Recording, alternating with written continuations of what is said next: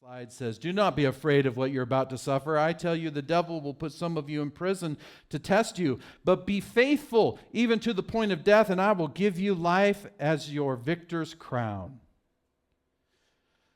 Tertullian, who was writing during this time, he says this to the martyrs. "Nor let this separation from the world alarm you." In other words, when you're put in prison. "For if we consider that the world is more truly a prison," the world is the prison. Can I get an amen to any of that? Have you discovered that yet? The world is truly a prison. "We shall recognize that you have gone out of prison and rather than into one. Therefore, O blessed ones," Tertullian says, "you may regard yourselves as having been transferred from a prison to, so to speak, a place of safety.